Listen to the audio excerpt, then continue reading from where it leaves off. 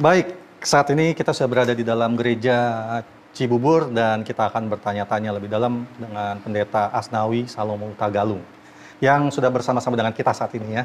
Ya. Pak Pendeta, Ya, kita mau tanya-tanya nih, boleh ya Pak Pendeta? boleh, silahkan. Oke, Ya, sip. dengan senang hati. Iya.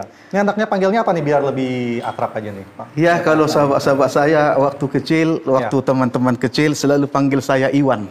Oh gitu. Iya, Iwan itu kebalikan dari Nawi. Ya, iya. Nawi, kependekan Nawi. Oh, Tapi gitu. teman-teman pendeta untuk sekarang ini lebih senang mereka panggil saya Asnawi. Asnawi. Berarti Ya. saya panggilnya dengan Pak Pendeta Asnawi aja Boleh, ya? Oke, boleh. terima kasih Pak Ya. Pendeta. Pak Pendeta nih, sebelum kita masuk, saya masih penasaran nih dengan gereja ini nih. Ini gereja ini kalau boleh tahu, Pak Pendeta mulai mengembalakan sejak kapan? Saya menjadi gembala di Jemaat Cibubur ini Januari 2020. 2020 berarti Iya. udah setahunan lah Ya, ya? baru menjalani 2 tahun lah sekarang, Oh, mau 2 tahun 2021 ya kan? Oke. Iya. Oke Pak Pendeta, seperti biasa kan kita ingin mengetahui lebih dalam. Iya. Jadi kita ingin tahu dari awal sekali nih Pak Pendeta. Iya. Pak Pendeta nih dulu pasti keluarga dulu di Sumatera Utara ya? Saya di Sumatera Utara, di Pematang Siantar. Pematang Siantar. Iya. Itu Pak Pendeta kalau boleh tahu ada berapa keluarga? Maksudnya berapa bersaudara Pak Pendeta? Saya 8 bersaudara, Oh ya. 5 perempuan, 3 laki-laki. Dan saya anak yang ke-6 atau bungsu laki-laki dari keluarga T. Hutagalung ya, Boru Raja Guguk. Oh, Ya. apa dari keluarga bapak apa ayah sebelumnya emang pendeta juga atau bagaimana? Oh bukan. Bukan ya? Nah, kita ini sebenarnya anak dari militer. Bapak saya itu Wah, militer. Ya. militer ya? Iya, iya. Oke. Iya. Jadi Pak Pendeta ini anak ke-6 yang laki-laki terakhir berarti ya? Iya, laki-laki terakhir. Oke. Dan waktu itu Pak Pendeta bersekolah pendidikan semua di Sumatera Utara ya Pak? Pendidikannya SD di negeri itu, Pematang Siantar. Pematang Siantar. SMP-nya di Advent, di Sumbul Pegagan, Kabupaten Dairi. Oh begitu. Dan kembali lagi ke Siantar, tempat orang tua untuk mengambil STM. Oh. Nah, saya STM negeri Oh, gitu. yang di Jalan Asahan, Pematang Siantar. Nah, Ya. ini jadi Ya. Saya menarik. ambil jurusan listrik. Jurusan lagi listrik, ya. Ini menarik nih jadi Iya. Pak Pendeta. Jadi kita pengen tahu nih, Iya. kenapa nih saat ini tiba-tiba sekarang ini menjadi seorang gembala, menjadi seorang pendeta. Nah, Padahal dulu sekolahnya STM. Iya, ya. iya. Apa nih? Apa penyebabnya? Itulah kita tidak tahu liku-liku kehidupan ini Oh gitu. atau jalan Tuhan yang terbaik untuk kita. Tapi saya yakin ini adalah rencana Tuhan. Jalan Tuhan pasti yang terbaik untuk anak-anaknya. Walaupun sulit untuk ditebak dan susah untuk dilalui, ya kan? Oh, ya. Iya. Karena orang tua menginginkan saya ini mengambil STM jurusan listrik itu supaya cepat kerja. Oh, Dan kalau boleh nanti kerja di PLN, ya kan? Ya, Iya. ya, ya. Akhirnya kita bercita-cita kalau boleh menjadi pemimpin di PLN itu, ya kan? gitu ya. Ya. Walaupun sebenarnya hati kecil saya tidak tertarik untuk itu. Oh, jadi sebenarnya Iya. sebelumnya Pak Pendeta punya cita-citanya tuh menjadi apa nih? Iya. Saya itu suka selalu mengajar Alkitab, mengabarkan tentang Oh, tentang berarti Injil. sudah Ya. dari kecil Iya. itu udah ada keinginan ya Iya. untuk menjadi seorang Iya. pemimpin di dalam Iya. kerohanian ya Pak Pendeta ya? Iya, kelihatannya seperti itu karena bakat saya suka mengajar tentang firman, membagikan firman. Ya. Begitu. Iya. Dan akhirnya apa nih? Kita pengen tahu nih Pak Pendeta. Akhirnya mungkin ada tokoh atau seseorang yang benar-benar membuat pendeta bertekad menjadi seorang pendeta. Sebenarnya sih yang memotivasi dan mendorong saya itu banyak ya. Oh, jadi ada Banyak. Jadi artinya banyak ya. setelah melihat para pemimpin-pemimpin kita ini datang, ya kalau ada acara-acara yang luar biasa seperti konferensi, ya kan, atau seminar-seminar dari pimpinan-pimpinan yang datang dari Uni, ya kan, selalu kita utusan dari gereja, selalu utusan ikuti program-program itu. Jadi saya terkagum-kagum gitu dengan khotbah dari pimpinan-pimpinan kita ini. Nah, waktu saya juga pemuda lalu menjadi pemimpin pemuda di gereja, saya dikasih jadwal khotbah setiap triwulan itu 1 kali. Tua-tua jemaat ini, ya, majelis ini bilang, kamu itu cocoknya pendeta. Oh, begitu. Ya, kalau saya lihat, saya nilai dari khotbah-khotbahmu itu dan gaya-gayamu menyampaikan firman itu, cocoknya itu kamu pendeta. Bukan guru. Oh, begitu. Ya, karena saya guru 8 tahun ya. Oh, sempat jadi guru Ya, 8 tahun. guru ya, SD, pendeta? SMP di Jalan Ratna Palembang itu, di sanalah saya itu terpanggil karena Jadi, banyak dorongan-dorongan. Ya. Tambah menarik nih. Jadi pendeta sebelumnya sudah berprofesi menjadi seorang guru ya. Iya. Itu setelah mengambil pendidikan guru apa memang tamat? Enggak, saya tamat STM negeri. STM jadi guru. Ya, jadi kerja di PLN itu 1 tahun, ya kan? Juga di PLN ya kan? jadinya. Lalu kalau ada bangunan baru, ya gedung-gedung baru, saya yang menjadi pemborong untuk instalasi listriknya di bangunan itu. Ya, itu jadi saya jalani itu 2 tahun. 2 tahun. Ya, sambil di tiang-tiang listrik di pinggir jalan raya itu, di tepi jalan raya itu kan ada tiang-tiang listrik, lalu kabel-kabelnya itu kita yang manjat itu untuk tarik kabel, satu kabel ke tiang lagi itu kita yang tarik itu. Lalu saya sepertinya sudah bosan lah ya, tidak tertarik saya begitu kan, jadi saya tinggalkan, ya kan. Nah, terus apa kerjamu? Ya, kata ipar saya, ya kan.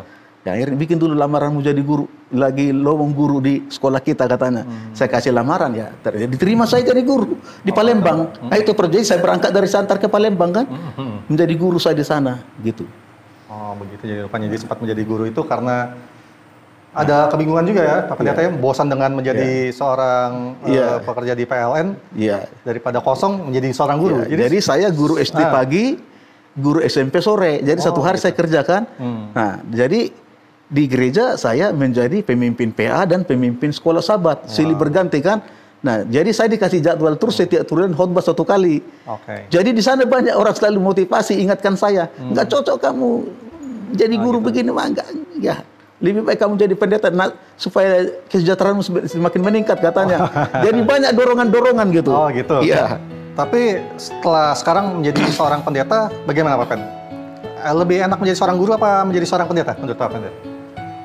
Saya sebenarnya pendeta tapi suka mengajar gitu. Oh begitu. Ya, karena memang panggilan saya, profesi saya itu saya suka mengajar.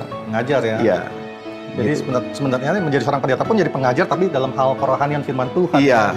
Oh ya, luar biasa nih Pak Pendeta. Jadi setelah Pak Pendeta menjadi guru dan akhirnya memutuskan menjadi seorang pendeta, itu pendeta mengambil sekolah kependetaan atau teologi di mana nih Pak Pendeta? Jadi 2 tahun saya di Siantar, sekolah kita yang ada di Siantar, perguruan tinggi Advent Surya Nusantara, yang di Simpang Rami, Jalan Medan itu ya kan, Jalan Rakuta Sembiring, ya kalau tidak salah ya kan, sana 2 tahun, ya 93-94, ya. Lalu lanjut ke UNAI, sekolah kita Universitas Advent Bandung, lanjut ke UNAI. 96, 97. Jadi saya selesai itu 97. 97 ya? Iya. Oke, luar biasa Pak Pendeta. Berarti sudah bertekad ya untuk menjadi seorang pendeta ya? Iya, bertekad. Sampai apa ya? Keluar daerah ya, kalau bisa dibilang, sampai ke Jakarta untuk mengambil kuliah di UNAI. Jadi Pak Pendeta akhirnya lulus dari UNAI langsung menjadi seorang pendeta atau bagaimana? Ya, jadi setelah kita wisuda Juni 97, lalu saya disuruh buat lamaran karena saya tidak tahu apakah kami yang pertama disuruh melamar. Sebelum-sebelumnya tidak ada pelamaran kan, langsung dipanggil, ditempatkan kan. Tapi kita disuruh bikin lamaran. Jadi saya buat lamaran ke Uni Indonesia Kawasan Barat, ya kan, Direktur Kependetaan di Uni. Ya, bersedia ditempatkan di mana saja di wilayah Republik Indonesia. Akan begitu kan? Tahu-tahu 1 bulan kemudian, ya, saya ambil SK, saya ditempatkan di Sibolga. Di Sibolga, balik lagi dong Pak Pendeta ya, Medan lain. Ya, Sibolga ya. Kalau tidak salah itu pertengahan Juli ya. Pertengahan Juli sekitar tanggal 17 Juli kalau nggak salah. Ya, kamu berangkat ke Sibolga. Ya. Berarti menjadi gembala pertama kali itu di Sibolga ya? Di Sibolga. Gereja apa ya. kalau masih ingat Pak Fen? Ya, itu distrik Sibolga ya. Distrik Sibolga itu yaitu di kantor daerah kita waktu itu di Sumatera kawasan tengah ya. Ya. Ya. Jadi di sana ada gereja besar, gereja induk, lalu ada cabangnya 2. Jadi saya lebih banyak sebenarnya melayani di cabangnya ini. Ya, tapi ini semua adalah lingkup distrik Sibolga. Jadi saya gembala intern distrik Sibolga. Pamong saya waktu itu adalah Pendeta Binsar Sagala yang sekarang menjadi sekretaris UNI. Dulu beliau itu direktur Sekolah Sahabat dan Penginjilan Perorangan di kantor di Sumatera kawasan tengah ya kan. Lalu teman saya, pimpinan saya gembala distrik itu Pendeta Sudung Nenggolan ya kan. Jadi 2 ini pamong saya ini 2 yang memberikan sama saya motivasi ya, bagaimana berbagi pengalaman untuk memulai pelayanan jemaat. Jadi mereka yang sepertinya apa namanya itu menuntun saya begitulah. Oh gitu. Berarti mereka yang membimbing ya, juga. Membimbing ya. Tapi tidak lama, hanya 6 bulan. Oh hanya 6 bulan ya? Wow, biasa. Iya. Tapi Pak Pendeta Asnawi ini orangnya berarti cepat belajar ya? Iya. Bukan hanya pengajar, tapi cepat belajar juga berarti ya? Karena cuma hanya 6 bulan dibimbing sudah bisa menjadi dilepas ya? Nah terus setelah ini Pak Pendeta, kalau boleh tahu berarti sudah sampai saat ini sudah banyak pastinya pendeta menggembalakan gereja-gereja ya? Ya lumayan lah ya. Oh, kira-kira sudah berapa gereja tuh yang pernah pendeta gembalakan? Januari 98, ya, saya langsung menjadi ketua distrik. Wow. Ketua distrik Silindung. Iya, waktu itu 4 gereja kita pegang dalam satu distrik ini. Ya kan? Tarutung Kota, Sibalanga, Pancur Batu, Persingkaman. Inilah. Jadi setiap sahabat saya bergilir ini untuk melayani. Begitu juga pelayanan dan perlawatannya bergilir terus saya buatkan. 4 tahun di sana.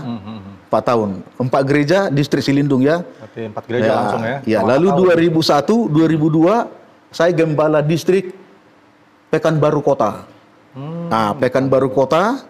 Berapa gereja tuh kalau? Itu ada sekitar 4 gereja juga ya. Rumbai. Ya, Palas, baru diorganisir juga menjadi gereja mandiri, lalu Melati, Pekanbaru kota induknya, lalu cabangnya ada di Kandis, ya itu sekitar kalau tidak salah ya sekitar 50 kilo lah ya, dari Pekanbaru. Lalu ada juga paling jauh namanya itu Bangkinang, itu 90 kilometer. Jadi pulang pergi pagi, pulang sore kalau dalam pelayanan perlawatan. Itu sudah ada kendaraan waktu itu Pak? Ya kita masih pakai apa namanya motor Supra X lah ya, Supra X. Jadi kita pergi pagi 90 km, pulang 90 km, boncengan dengan istri, ya kan? Anak kita masih baby itu umur 2 tahun, ya itulah perjalanan kita seperti itu. Ya di sana kesannya sangat menarik, ya kan? Walaupun jauh tadi saya bilang tadi di Bangkinang itu jauh. Saya bikin KKR 1 minggu di Bangkinang, jadi habis saya mengajar SD SMP di sekolah kita di Melati, saya berangkat jam 3, sampai di sana jam 5, hujan lebat. Wah kalau hujan lebat, nggak bisa masuk ini ke kampung-kampung pedalaman kelapa sawit itu, ya kan? Ya. Udah tahu kita kalau kelapa sawit kan, hujan udah, banjir, motor lengket, becek segala macam, ya. Akhirnya sampai kita di situ apa? Saya bilang sama Pak Ketua di situ, pimpin cabang situ, tolong bantu saya bilang. Ini saya gendong-gendong anak, istri, hujan semua banjir, saya bilang kan. Ya, akhirnya apa? Jam 8 lewat baru dimulai KKR, sampai jam 10, pulang saya dari situ, ke Pekanbaru 90 km jaraknya, dengan naik motor seperti itu, ya kan? Sampai di rumah itu kadang-kadang jam 1 malam, ya kan? Dan itu saya lakukan dalam 1 minggu KKR itu. Disitulah bagi saya yang paling terkesan pekerjaan itu. Luar biasa Tuhan itu. Padahal orang bilang, kalau sudah jam 6, jangan lagi lewat jalan ini. Karena banyak di sini penggarong dan mengambil motor, mencuri motormu nanti. Begal ya, begal ya. Begal motor ya. Iya, betul. Dia, apalagi sudah mulai masuk kemana? Ke dalam kelapa sawit itu katanya kan. Tapi dengan berdua saya bilang, Tuhan tolong jaga saya. Saya ini adalah alatmu, hambamu. Hanya kepadamu kupercayakan nyawaku, istriku dan anakku yang masih kecil. Ya. Tapi selama juga dalam 1 minggu itu sampai hari Sabat tidak ada apa-apa. Jadi luar biasa Tuhan itu. Ya, perlindungan Tuhan ya. Ya, luar biasa. Jadi mengobati luka-luka saya itu, Tuhan selalu buat pekerjaan saya itu berhasil. Tapi pekerjaan itu bukan saya yang melakukannya supaya berhasil. Tuhan itulah yang berhak mendapatkan keberhasilan, ya kan? Ya. Ada jiwa, cabang didirikan, lalu berdiri, ada bantuan untuk mendirikan rumah ibadah, lalu cabang yang satu lagi diorganisir menjadi gereja induk. Di situ juga susah. Ya, orang Melayu semua di sana. Banyak gereja-gereja dibakar situ. Gereja-gereja Pantekosta dibakar itu semua kan? Ya, saya tahu ada 8 gereja dibakar situ. Gereja kita juga sebenarnya dibakar juga. Oh, dibakar juga? Iya. Ya, mereka yang Melayu ini ya kan, tapi kita dirikan lagi kan. Dari papan-papan kan, dari papan-papan atapnya rumbia itu, atap daun apa namanya, atap pohon rumbia itu kan, dibakar lagi tuh kan. Tapi gereja kita hanya 1 kali dibakar, gereja mereka sampai 3 kali dibakar kan. Nah, setelah bosan mereka membakar, baru kita dirikan yang permanen. Iya, artinya apa? Mereka udah bosan membakar-bakar kan gitu. Akhirnya diorganisir. Kita panggil apa? Lurah. Iya kan? Lurahnya orang Melayu. Tapi mengaku dia marga Huta Galung kan? Iya, dan mengaku juga dia orang Advent kan?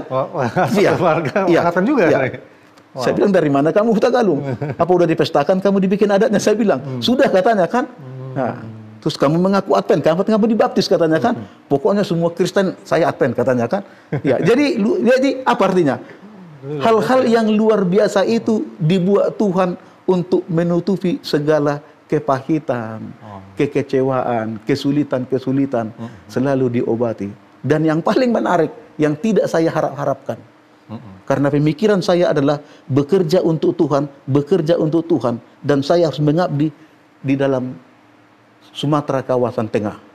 Ya kan? Karena Sumatera kawasan tengah lah yang menyekolahkan saya ngambil master S2 kan?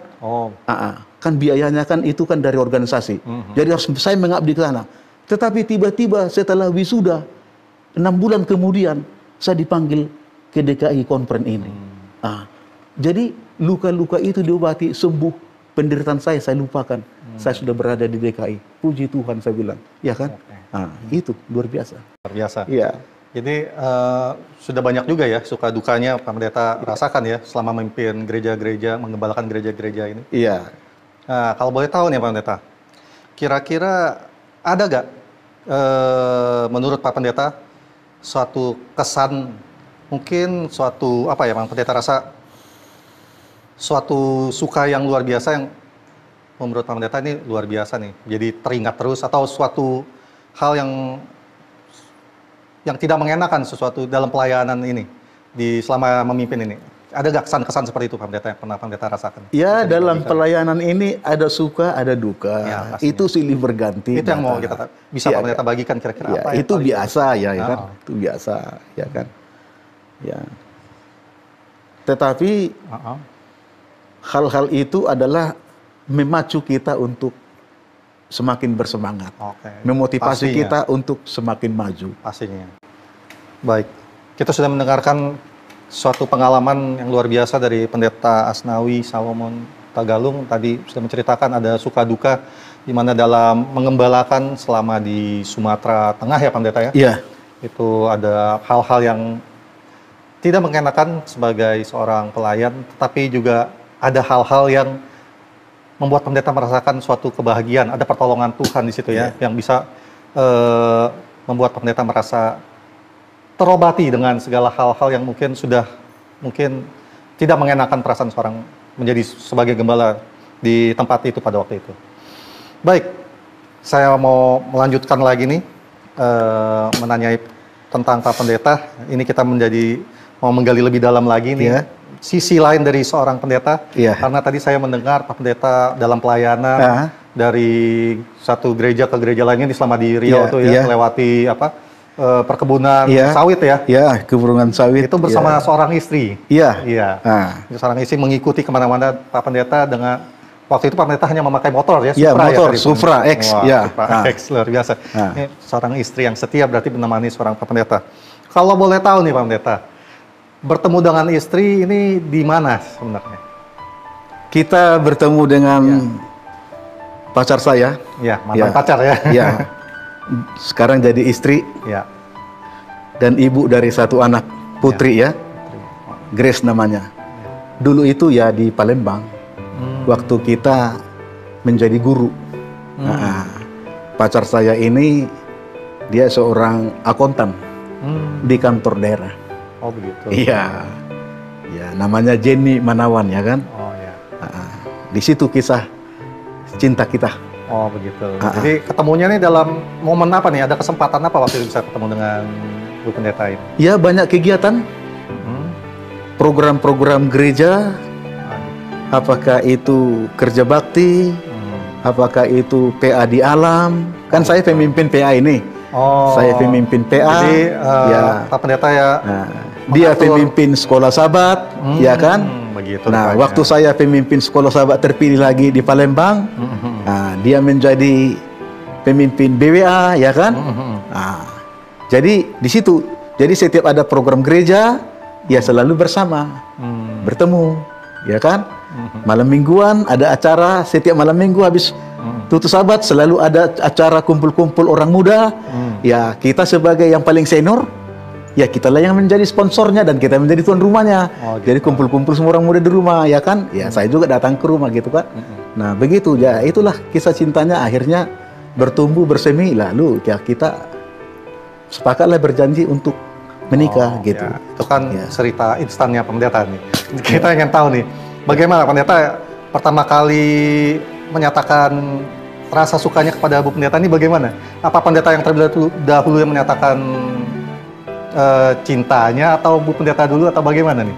Iya, saya tembak aja gitu. Oh gitu. Di mana Iya. tuh kalau boleh tahu? Saya tembak aja, saya bilang I love you, saya bilang ya Wow. kan, itu aja. Ya. Itu mau nggak jadi istri saya gitu aja. Oh langsung ya? Iya. Langsung itu Ya, mau iya. jadi istri jadi. Iya. Iya. Terus kenapa rupanya kalau jadi istrimu katanya kan? Oh, Ya gitu. supaya saya bisa sekolah jadi pendeta. Ya kan kamu kan kerja akuntan di sini sudah pegawai tetap udah lama 25 tahun kerja ya kan? Ya supaya saya sekolah. Jadi saya merit student. Oh gitu. Saya merit student itu waktu itu, ya. Jadi Pendeta langsung aja nih orangnya. Ya langsung Berarti- aja, kenapa? Apalagi yang mau ditunggu ya kan? Jadi Ya, jadi kami Tapi- menikah itu tanggal 5 Maret 95. wow, berarti Saya baru mau mendaftar ke UNAI Bandung. oh, Iya. gitu. Kan 95, 96, 97 saya selesai di Bandung kan? Biar ada temennya waktu ke UNAI ya. Enggak, dia tinggal di Oh, masih di Palembang. tinggal. Saya merit student di UNAI 2 tahun. Oh gitu. Iya, mau selesaikan studi ini. Jadi Iya. pas selesai baru istri. Ya kalau dia ikut saya ke UNAI kan income gimana untuk Oh, menyekolahkan dia. Jadi dia Ya, ya, kerja ya. di sana. Oke. Oh, Dan begitu itu sudah rupanya. sepakat gitu kan. Dan itu diokekan aja para pemimpin-pemimpin kita. Pemimpin di Sumatera kawasan selatan di Palembang. Ya oke-oke Tapi aja gitu. itu pede sekali ya Pak Pendeta ya waktu ngomong ke Ibu Pendeta, saya pengen menikah jadi Iya, karena terus saya mau ya terus apa lagi kan umur kita udah 32. Oh begitu. Ya kan? Saya tamat dari UNAI 34 ya kan?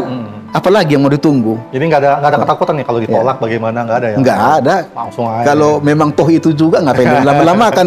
Oh iya, oke. Iya. Mantap sekali Pendeta ini. Iya. Jadi orangnya langsung aja to the point. Mau enggak. Iya. Iya Pendeta ya. Oke. Berarti Dan mungkin kami menikah Oh, iya, tanpa ada. biaya. Oh gitu. Dan mungkin kami orang yang menikah tanpa biaya. Kok bisa? Gimana tuh Pendeta? Ya semua gereja yang biayai. Dari jemaat ya? Semua gereja yang biayai. Gereja. Kalau kamu menikah, Wah gitu. gereja yang biayai. Semua. Boleh juga tuh. Iya, dekorasinya, makannya, resepsinya. Iya gitu. Jadi tanpa biaya. enak. Saya kan kuliah juga saya nggak ada biaya, mau nikah juga nggak ada biaya ya kan? Dan waktu itu belum pendeta ya? Udah pendeta ya? Belum, ya? masih tingkat 3 kan? Mau tingkat 3 ya? Ya masih? di UNAI ya. Berarti Ya, itu aja. sudah mendapat biaya pernikahan Iya. dari, wah itu berarti Waktu berkat saya yang luar biasa melamar, waktu saya melamar Oh. kepada keluarganya, langsung ditanya, memang kamu punya uang? Tidak, saya bilang. Wah, Kok jawabannya tegas-tegas sekali katanya kan? Ya, kok pede-pede aja Terus gitu. kok berani menikahi ini anak kami, ke putri kami katanya kan? Karena cinta, saya bilang. Wow. Itu aja. Memang cinta bisa kasih makan? Bisa, kenapa? Iya, saya bilang. Yesus saja karena cinta selamat dunia ini, saya bilang kan. Ya itu dia. Jadi pede juga gitu. Wah, mantap, luar biasa nih pendeta nih. Berarti orangnya pede sekali ya. Iya. Pede sekali, berarti mau ngasih contohnya kepada karena kasih Yesus menyelamatkan dunia ini. Iya. Jadi pede aja karena kasih bisa menghidupi. Iya. Dan ternyata memang berkat Tuhan luar biasa ya, sampai tiba-tiba ada jalannya pendeta bisa menikah tanpa keluar biaya. Ya, semoga pemirsa yang di rumah jangan terlalu berharap juga baper bisa menikahi anak orang tanpa biaya itu. Ini, mungkin mesti ada keinginan menjadi pendeta dulu. Ya, Hal tersebut bisa terjadi ya. Nggak tahu. Oke lah, itu bercanda aja. Pak Pendeta, kita akan lanjut lagi nih. Kita masuk ke sesi yang berikutnya nih, Pendeta. Oke. Kira-kira nih sekarang ini kan Pendeta menggembalakan di gereja Cibubur ini ya, Pendeta ya? Ya, Cibubur. Selama COVID-19 ini, tentunya gereja ini juga merasakan dampaknya, Pak Pendeta ya? Ya, besar sekali dampak COVID ini. Oh ya, kira-kira apa tuh kalau di gereja ini, Pak Pendeta? Kepada jemaat ini, ya kan? Sebenarnya tahun 2021 yang lalu, ketika 2020 mungkin, Pak Pendeta? 20, ya 2020. 20, ketika ganas-ganasnya COVID ini dan ditakuti orang, sebenarnya kami tidak begitu takut, biasa-biasa saja. Kan kita punya iman kan, Ya. dan kita juga punya pertimbangan untuk waspada kan gitu. Ya. Jadi tahun 2020 itu kami buka terus gereja. Oh, buka terus juga? Buka Pendeta? terus. Sementara semua gereja-gereja tutup, kami buka aja terus. Kami tutup itu hanya 2 bulan, yaitu Januari, Februari 2021. Wow, justru tahun ini ya? Justru tahun ini yang ditakuti, saya bilang sama jemaat, kenapa kok semakin takut? Padahal kita sudah lewati 1 tahun, kita nggak takut. Iya. Katanya ada varian yang baru, semakin ganas dan tidak bisa diobati katanya. Iya. Udah banyak yang meninggal seperti di Inggris, di India katanya kan. Ya, kita takut. Dan ditambah lagi semakin PSBB-nya diperluas. Bukan hanya DKI, Jabodetabek, tapi Jawa Bali. Ya kan? Berarti semakin ganas ini pendeta. Kalau boleh tutup aja lah dulu kita. Di awal tahun ini. Ya udah, kalau itu memang itu yang terbaik permintaan jemaat, oke-oke saja. Oh, Ya. jadi Nah, setelah akhir Maret sampai sekarang kita buka lagi gereja lagi ya. Tapi Iya. pastinya tetap ada dampaknya, Pendeta ya? tetap ada dampaknya. Iya, pasti Ya, saya ada bilang beberapa ya jemaat boleh pasti saja yang- takut, tapi jangan menjadi ketakutan. Iya, betul. Kalau ketakutan itu namanya paranoid, Iya. ya kan? Sementara kita punya iman dong, kita punya Yesus Kristus. Iya, betul. Ya, memang perlu takut, ya kan? Takut artinya dalam arti waspada, Iya, betul. dan menjaga protokol kesehatan. Ya, betul. Itu saya bilang. Tapi kalau paranoid itu artinya sudah nggak percaya kita dengan Tuhan. Saya Ya, bilang. benar sekali, Pak Pendeta. Itu. Berarti sekarang ini gereja sudah buka seperti biasa Sekarang ya? ini buka, di setiap iya. Sabat ya? Buka. Anak-anak dan orang tua yang usia 70-an datang ke gereja. Oke. Tidak ada masalah, tetap jalan protokol Tapi kesehatan. protokol ya saya juga lihat ini Iya. jaraknya luar biasa di sini benar-benar dijaga. Ini Hanya waktu COVID itu rata-rata 50-60 yang hadir di gereja itu, sekarang ini paling 35, oh ya. 35-40. Iya. Karena jarak bangku juga kan. Iya, karena kapasitas juga jadi berkurang ya, batas Pendeta ya? bangku ini sekarang yang hadir ini sekarang hanya 40. Oke. Ya. Tapi yang pasti tetap ya Pak Pendeta ingin agar umatnya di sini tetap beribadah seperti biasa di hari Sabat ya. Karena sudah kita coba Ya. waktu 2 bulan itu lewat Zoom online, umat-umat bilang kayaknya nggak bermakna. Ibadah itu tidak bermakna, tidak berkesan. Rohani itu juga sepertinya nggak kuat, semakin lemah. Iya. Jadi lebih baiklah kita kembali lagi ke gereja, kalau bertemu ada sedikit kekuatan katanya. Iya, benar. Iya, ya makanya kita kembali. Karena sebenarnya sih kalau menurut saya Pak Pendeta apa nih? Kita beribadah bertemu dengan umat-umat saudara-saudara kita yang satu iman itu bisa saling menguatkan, lebih saling menguatkan. Interaksinya lebih terasa ya. Kita bisa berjabat tangan, kita bisa bersentuhan Ya mungkin tapi tetap dengan protokol kesehatan kita dengan memakai hand sanitizer terlebih dahulu. Itu berbeda dengan hanya kita bertatap muka saja di layar kaca seperti dengan Zoom seperti itu. Mungkin sesekali boleh, tetapi kalau terus-terusan rasanya ada sesuatu yang hilang gitu ya. Tapi saya bilang sama jemaat saya sebagai sebuah pemikiran baru, paradigma baru ya.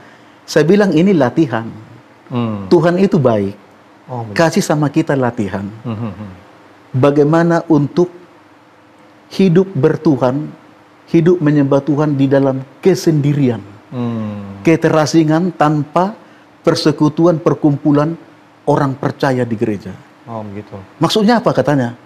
Maksudnya ini latihan, bisa jadi 2-3 tahun latihan, karena nanti kalau sudah datang kesusahan yang besar, atau kepicikan Yakub yang dikatakan oleh Ellen G. White, kan orang sudah lari ke hutan-hutan kemana-mana terpencil semua.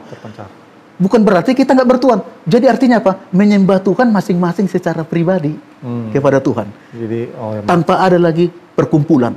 Jadi ini latihan, saya bilang. Latihannya ya. Latihan supaya kita terhubung terus menyembah Tuhan. Jangan jadi lemah iman, saya bilang. Nah itu saya bilang, ya kan? Ya benar juga sih pendeta. Itu bagus juga pemikiran dari pendeta. Tapi ya mungkin kita bisa melanjutkan lagi nih Pak Pendeta ya. Ini luar biasa juga pemikiran dari Pak Pendeta. Jadi kira-kira Pak Pendeta selama di Cibubur ini atau selama menggembalakan di gereja-gereja yang pernah Pak Pendeta gembalakan, ada nggak target-target khusus yang mungkin ingin Pendeta capai di dalam setiap gereja? Atau terlebih khusus maksudnya kalau di gereja Cibubur ini mungkin ada target khusus yang Pendeta ingin capai? Oh, sudah jelas ada ya. Ada ya? Sudah jelas ada. Ya, karena kita kan seorang pendeta yang visioner ke depan. Ya kan? Dan kita memiliki ekspektasi kepada gereja-gereja itu. Ya kan? Tahun Juli 2002 saya dipanggil dari Sumatera Tengah, Pekanbaru ke DKI Jakarta. Ditempatkan saya di perkumpulan orang percaya di Tangerang. Ya, tidak lama, hanya 6 bulan gereja itu kita organisir. Kumpulan orang percaya, Tangerang Harmoni namanya. Itu yang sekarang Jemaat Tangerang Harmoni. Saya di sana hanya 1,5 tahun. Lalu saya pindah ke Serang. Ya, jadi di setiap gereja itu saya pindah ke Serang. Lalu kemudian 2 tahun pindah lagi ke Gelam Jaya, 4 tahun di sana. Dari Gelam Jaya 2011 pindah lagi 4 tahun di Ragunan. Dari Ragunan pindah lagi ke Malaka Jaya 2 tahun di sana, ya. Dan 16-17 lalu di Kiwi 18-19 ya. 3 tahun sana, 16, 18, 19. Lalu 20, 21 saya di sini. Setiap gereja itu saya selalu bilang sama umat, kita buat seminar, kita buat motivasi, kita buat diskusi Bible study ya, kita bagi-bagi apa. Jadi saya setiap Sabat itu selalu aktif bikin seminar. Ya, memotivasi umat. Dan berbagai seminar, dan seminarnya tidak hanya melulu Alkitab, ya, enggak melulu Roh Nubuat. Pokoknya kita bagi seminar Sabat ini seminar penata layanan, Sabat depan seminar kepemudaan, Sabat depannya seminar penginjilan, Sabat depannya seminar Roh Nubuat, ya. Selalu berganti kita. Artinya untuk memenuhi semua apa yang menjadi impian kerohanian, kekuatan iman bagi umat-umat. Nah, di sini juga saya bilang sama umat, ya, saya ini bukan pendeta yang biasa-biasa, saya bilang.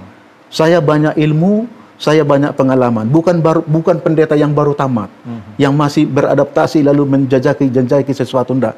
Saya ini sudah 24 tahun dalam pelayanan, dan saya ini selalu rajin untuk buat seminar. Saya mau gereja di sini kita jangan tidur. Saya mau seminar.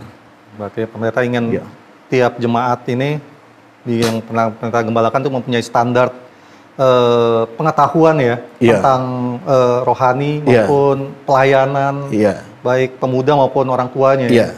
Jadi luar biasa sekali Pak Pendeta nih. Mempunyai standar yang ingin dicapai, yaitu tingkat pemahaman, tingkat pengertiannya secara rohani kepada jemaatnya. Luar biasa Pak Pendeta.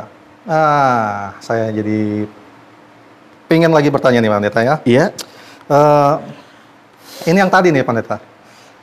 Karena saya belum dapat sebenarnya orangnya siapa. Pendeta bilang hanya banyak tadi. Yang orang yang menginspirasi Pak Pendeta untuk menjadi pendeta sekarang ini. Tetapi saya ingin tahu, pasti adalah satu orang yang benar-benar membuat pendeta itu, tokoh yang membuat pendeta benar-benar, wah saya ingin menjadi seorang pendeta. Itu ada nggak Pak Pendeta? Oh, jelas ada. Oh ada kan ya Pendeta? Jelas Siapa ada. tuh kalau boleh tahu?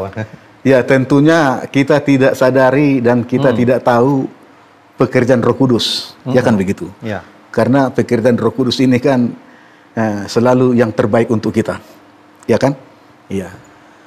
Jadi yang satu tokoh dari pendeta yang saya kagumi di gereja kita adalah pendeta Hizkia Misah. Oh, pendeta Iya. Misah ya. Ya, ya kan, HI Misah, ya kan? Kalau tidak salah Hizkia Israel Misah namanya, ya kan? Iya. Itu saya kagumi. Kenapa? Pembawaannya tenang, percaya diri, yakin, ya kan? Khotbahnya luar biasa, bobotnya, ya kan?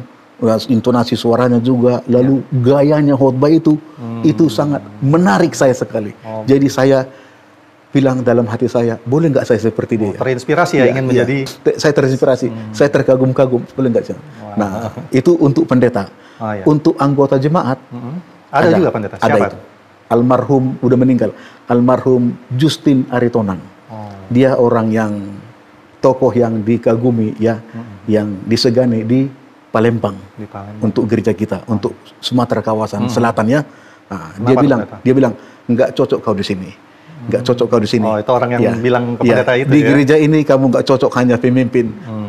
PA, pemimpin sekolah sahabat, nggak cocok, nggak cocok, nggak cocok kamu guru, nggak cocok. Ya, cocoknya di mana? Tulang, saya bilang, saya panggil tulang. Ya, karena mama saya Aritonang, ya kan? Iya. Nah, dia juga Aritonang kan? Nah, pergi kamu sekolah, harus pendeta.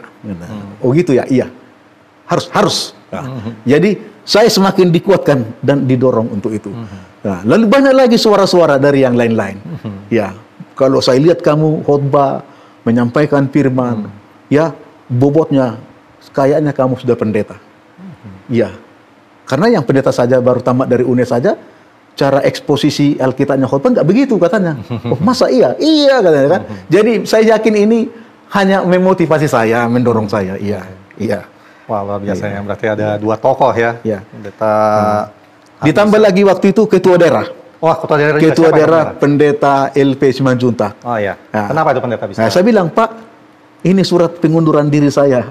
Saya mengundurkan diri jadi guru. Loh, karena dia merangkap direktur pendidikan. Oh. Ketua daerah merangkap direktur pendidikan. Jadi saya menyampaikan, kenapa katanya? Saya mau sekolah pendeta. Memang udah lama itu dalam hati saya katanya. Memang gak cocok kau jadi guru sini. Gak ada gajimu. Maka kenapa kau kan? Oh. Oke, saya terima surat pengunduran dirimu. Mari kita berdoa, kita berlutut. Berangkat kamu ke UNES katanya. Itu waktu itu ya. Oh begitu ya Ya, pendeta ya. jadi semakin banyak yang menyemangati saya, ya semakin berapi-api juga semangat saya, kan begitu kan? Ya luar biasa ya. Berarti ada orang-orang yang tunut Roh Kudus yang akhirnya juga menjadi inspirasi ya buat Pak Pendeta ya. Iya. Oke Pak Pendeta, ini kita kembali ke pengalaman pendeta nih ya, apa yang pendeta rasakan. Ini mungkin kan tadi pendeta sebagai seorang pelayan ya, yang pendeta rasakan suka duka. Mungkin ini sebagai persoalan pribadi Pak Pendeta. Mungkin ada secara pribadi pendeta pernah merasakan ini soal yang paling berat atau tidak mungkin lah untuk dihadapi sebagai seorang pribadi lah, sebagai pribadi seorang pendeta. Kayaknya tidak mungkin saya hadapi persoalan ini, tetapi Pak Pendeta merasakan pertolongan Tuhan seperti itu, ada nggak Pendeta? Oh ya ada. Bisa diceritakan? Ada. Apa tuh Pak Pendeta yang persoalan? Bila mana kita sudah menghadapi konflik, ya, ya pasti. antar iman lah ya, iman kepercayaan ya, Oh gitu. terutama menyangkut agama sepupu kita ini, ya kan? Nah, itu sesuatu yang sulit untuk kita bisa berembuk, berdamai, ya kan? Contohnya, di sini tidak boleh menginjil. Ya, ini daerah Muslim. Kamu hanya satu-satunya di sini yang Nasrani, ya kan? Ya. Kan nggak mungkin juga kita berbantah-bantah, ya kan? Ya kan, berbala-bala atau melawan, ya kan? Ya kita hanya sabar saja, berdoa, ya kan? Nah, itu satu. Lalu yang kedua, bila mana kita sudah ditangkap polisi. Wah, ya. Pernah Pak Pendeta ditangkap polisi? Pernah kita ditangkap polisi. Kenapa tuh? Karena hal apa? Karena menginjil. Iya. Karena menginjil. Iya. Iya. Lalu bagaimana? Pegang Alkitab lagi di tangan kan? Nah. Ya. Memang itu gaya saya pegang Alkitab. Bukan seperti sekarang. Pegang di tab kan? Iya. Atau dimasukkan dalam tas Alkitabnya. Saya pegang. Saya tunjukkan bahwa saya orang Kristen begitu kan? Nah. Ya, saya kan mengajar Alkitab untuk anggota saya. Di rumah anggota saya. Ya, tapi di situ ada Muslim katanya. Ya, urusan dia datang ke situ, saya bilang. Ya kan? Kan bukan ke rumah Muslim itu saya pergi. Urusan dia datang ke situ, saya bilang. Jadi saya bilang, Tuhan berilah saya hikmat untuk menjawab pertanyaan-pertanyaan di hadapan polisi ini. Ini aparat hukum, bisa juga ini dibelokkan dan menjerat hukum, saya pikirkan. Ya, tapi hanya sebentar saja. Ya, itulah. Berarti hanya 2-3 jam saja. 2-3 jam. Akhirnya dibilang, pulanglah Bapak katanya. Nggak perlu kami tahan katanya kan.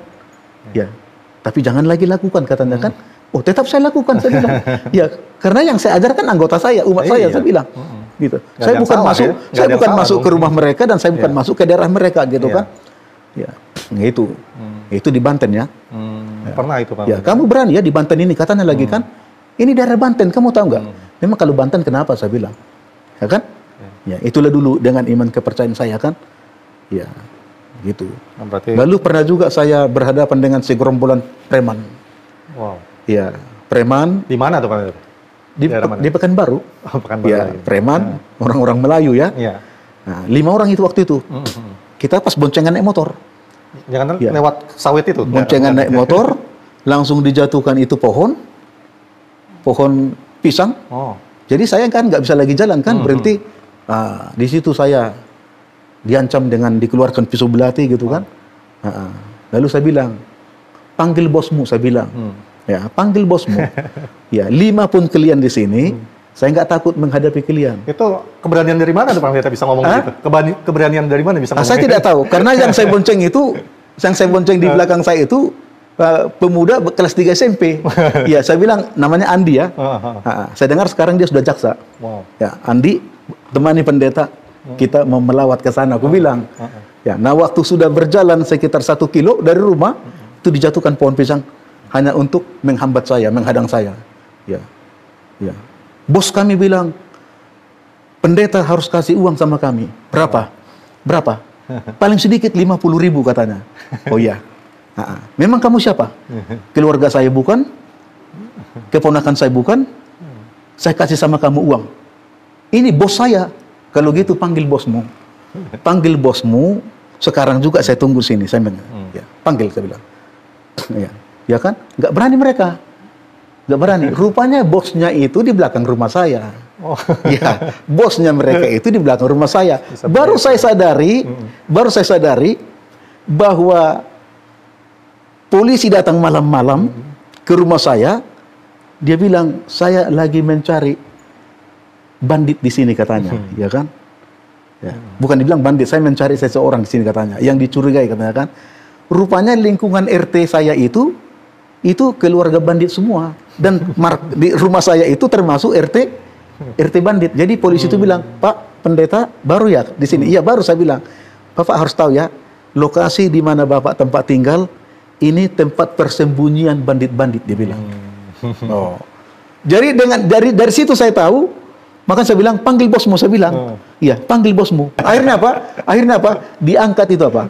Diangkat itu batang pisang, disingkirkan, lalu bilang silahkanlah Pak Pendeta jalan katanya. Jadi saya tidak kasih apa-apa. Saya tidak kasih apa-apa. Ya kan? Padahal itu pertolongan Tuhan berarti Pak Pendeta ya? Ya? Pertolongan Tuhan berarti ya? Iya. Hanya dengan kata-kata seperti itu mereka bisa takut juga ya? Nah, hari Sabat saya ceritakan sama majelis. Majelis bilang, untung Pak Pendeta selamat katanya. Sebenarnya Pak Pendeta kasih aja 5.000 atau 10.000 udah aman itu katanya. Gitu. Ya kan? Kenapa? Memang itu pekerjaan mereka setiap bulan. Dari gereja ini harus ada setoran. Oh gitu. Oh iya. Jadi mulai dari situ saya hentikan setoran. Saya hentikan setoran. Mulai saya gembala di situ, saya hentikan setoran. Pendeta sebelumnya setor katanya 30.000 tiap bulan. Oh begitu. Sama preman-preman di situ. Nah, akhirnya saya bergaul dengan mereka. Saya temui bos mereka itu di belakang rumah saya, hanya dibatasi tembok. Saya keliling, saya pergi ke sana, silaturahmi, assalamualaikum, bla bla bla bla bla. Akhirnya apa? Saya kenal itu bos mereka itu, bandit mereka itu saya kenal. Ya itu akhirnya dia hormat teman ya. Hormat sama kita. Ya. Dan tidak lagi diganggu-ganggu kita punya kompleks. Jadi begitu ya. Aman. Luar biasa. Iya. Oke, pengalamannya luar biasa juga ya Pak Pendeta. Ya, Ada macam-macam ya. Macam-macam. Iya, menghadapi dunia. Namanya surga dunia ya. Iya, oke. Oke nih Pak Pendeta, kita sudah mulai masuk ke sesi akhir pertanyaan. Kita cuma mau tahu aja nih Pak Pendeta, biasanya kan kita jemaat ataupun ya orang yang suka ada musik lah yang bisa menghibur kita. Nah, Pak Pendeta nih sebagai seorang gembala, kira-kira ada nggak musik atau lagu yang Pendeta favoritkan? Mungkin dari lagu Sion, kira-kira lagu apa yang Pendeta favoritkan kalau lagu kira-kira yang Pendeta suka? Iya. Kalau putar musik, putar lagu, ya, baik dulu di tape ya, ya lewat kaset atau CD ya, maupun sekarang lewat HP ya. Iya. Ya. Itu saya selalu putar lagu-lagu country. Oh, country. Ya, lagu-lagu country seperti apa namanya itu? At the time apa namanya? At the time The time apa ya? ya kan? Lagu Ada rohani ya, country. lagu-lagu rohani, tapi musik-musik country iya, yang iya. dari Amerika itu. Ya. Itu selalu saya putar-putar itu. Bagi saya One itu Day at a Time mungkin. Hah? One Day at a Iya, Time. One Day at a Time. Ya, itu lagu yang sering iya. saya putar-putar ya kan. Nah, kalau lagu Sion, Nah, 64. Iya. 64 lagu apa tuh? Pak? 64 itu aku suka saksikan dari hal Yesus yang menjadi sahabatku yang erat, perubahan hidupku yang seutuhnya hanyalah oleh kasih juru selamat. Nah, jadi saya banyak menyaksikan dalam hidup ini, dalam pelayanan saya, ya dalam kunjungan saya, perlatan saya, dalam hidup sehari-hari. Ada perubahan-perubahan yang dibuat Tuhan untuk kebaikan-kebaikan menyempurnakan hidup saya. Ya, dan itu selalu saya saksikan dan hanya kasih Yesus. Jadi itu nomor yang tidak bisa saya lupakan. Saya selalu hafal dan selalu saya nyanyikan. Kalau saya khotbah, selalu itu saya buat lagu penutup. Oh, begitu. Ya, kalau saya khotbah itu lagu penutup. Dan ada juga satu lagi nomor 244 kalau tidak salah. Ya, jadi kalau ini 64 pembuka, 244 penutup. Atau sebaliknya 244 pembuka, 64 ini penutup. 244 itu apa itu? Apa? Tahu nggak ya apa itu ya? Lah, apa lagu kesan? Apa 244? Ya, itulah mungkin. Ya. Ya. Selain musik nih, Pak Pendeta, kita ingin tahu juga, Pak Pendeta, ayat kesukaan dari Pak Pendeta nih. Kira-kira pasti ada dong sebagai seorang gembala, ayat kesukaan Pak Pendeta. Kalau ayat-ayat itu ya banyak sih.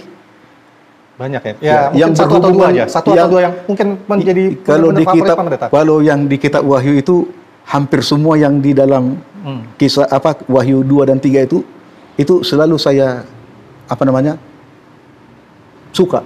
Yang barang siapa menang, dia akan kududukkan di tahtaku itu kan, dan menjadi kenapa Pak Pendeta suka? Pemiris. Itu kan salah satu janji kemenangan untuk jemaat yang sisa kan, Laodikia kan, di Wahyu pasal 3 ayat 21 itu kan.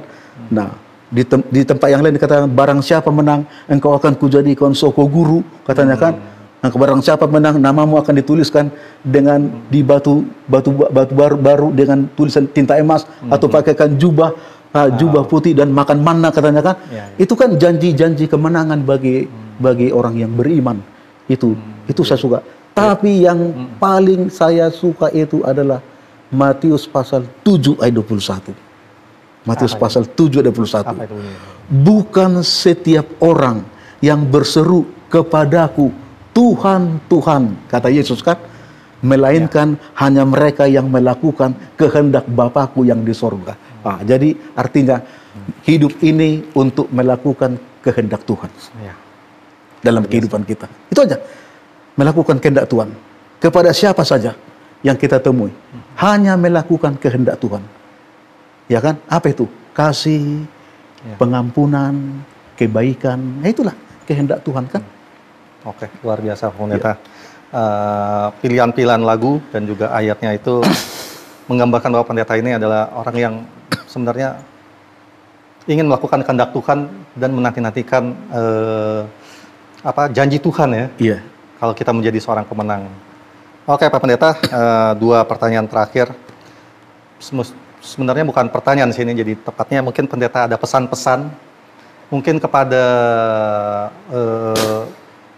siapa saja yang saat ini mungkin sedang terpanggil untuk menjadi seorang pendeta ataupun sedang bersekolah pendetaan, ataupun juga kepada pendeta-pendeta senior ataupun pendeta yang siapa saja yang sekarang sedang menggembalakan di gereja mana saja, kira-kira ada pesan nggak Pak Pendeta untuk para gembala-gembala tersebut? Saya punya statement. Ya. Saya punya statement. Di mana-mana selalu saya buat statement itu. Di belakang foto saya, jadi saya foto saya, lalu saya tulis itu statementnya, ya kan? Apa itu? Tinggikan Kristus, khotbahkan kebenaran, hidupkanlah kehidupannya. Itulah yang akan menjadi karaktermu. Dan hanya karakter yang dibawa ke surga. Saya pikir itu inti dari pengajaran kekristenan kita, iman kita. Jadi bagi jemaat, kaum awam, anggota gereja, marilah kita hidup selalu di dalam perbuatan baik, ramah tamah, membagikan kasih, dan menaburkan kebajikan-kebajikan tanpa mengharapkan sesuatu. Tuhan pasti memberikan yang terbaik untuk kita. Bagi adik-adik kami yang menjadi calon-calon pendeta yang masih duduk di bangku kuliah, yang mempersiapkan diri menjadi barisan kependetaan dan pelayan Tuhan masa depan, serahkanlah dirimu, bangunlah visi misimu, jadilah seorang pendeta visioner yang selalu bekerja jauh memandang ke depan sesuai dengan rencana-rencana Tuhan. Bagi para pemimpin-pemimpin kami yang di tingkat daerah, di konfren, di lembaga-lembaga, dan di uni, dan sampai kepada jalan konfren, marilah kita bekerja sama untuk melakukan yang terbaik. Yang terbaik. Kalau yang benar itu hanya Tuhan yang tahu, dan hanya Tuhanlah yang benar. Ya kan? Betul. Yang terbaik sesuai dengan kemampuan kita di bawah bimbingan Roh Kudus. Saya pikir itu saja. Supaya kita semuanya mempersiapkan kan misi kita hanya satu. Mempersiapkan sekelompok umat yang benar-benar bersedia menyambut Yesus datang kedua kali. Luar biasa Pak Pendeta. Dan sebagai closing nih Pak Pendeta, saya ingin tahu terakhir, ini benar-benar terakhir Pak Pendeta. Apa artinya bagi Pak Pendeta Asnawi Salomon Hutagalung menjadi seorang gembala? Apa artinya menjadi seorang gembala bagi Pak Pendeta Asnawi? Arti seorang gembala bagi saya adalah saya bekerja di kebun anggur Tuhan. Tuhan itu dapat saya percaya. Saya juga harus dapat dipercaya Tuhan. Luar biasa. Luar biasa. Itu aja Pendeta ya? Itu aja, singkat aja. Singkat dan padat, berarti memang benar. Jadi dapat dipercaya Tuhan tentunya menghidupkan karakter Yesus itu dengan seutuhnya Pendeta. Itu berat sih Pendeta. Berat ya pasti Pendeta. Itu tantangan kita. Dan itu tujuan hidup kita di dunia ini. Oke, luar biasa sekali Pak Pendeta. Terima kasih sudah diberikan kesempatan untuk bertanya-tanya nih untuk mengenal Pak Pendeta. Sama-sama, terima kasih. Luar biasa. Hutagalung. Dan demikian para pemirsa yang di rumah yang telah menyaksikan bersama-sama kami beberapa menit ke depan yang tadi, kita sudah menggali tentang Pendeta Asnawi Salomon Hutagalung, dan semoga hal-hal yang sudah diceritakan oleh Pak Pendeta Asnawi Salomon Hutagalung itu bisa menjadi inspirasi kita untuk bisa untuk lebih dekat lagi dengan Tuhan, untuk lebih menghormati lagi, lebih bisa menghargai lagi para gembala-gembala kita dimanapun mereka berada. Karena semua gembala itu pasti mempunyai tantangan dan juga mempunyai pergumulannya juga. Pendeta juga masih seorang manusia juga, ya kan? Dan mereka pun masih membutuhkan support dari jemaatnya. Dan kita sebagai umat-umat dari Gereja Masihi Advent hari ke-7, khususnya kita bisa lebih menghargai lagi para gembala-gembala kita. Demikianlah acara kita pada hari ini. Jangan lupa untuk menyaksikan kembali acara kami, yaitu Gembalakanlah Domba-Dombaku di kesempatan yang akan datang. Dan saya, Rinaldo Bernardus, beserta kru yang berada di sini, mengucapkan terima kasih. Sampai jumpa kembali. Ebenezer Ministry, I will go. I will go.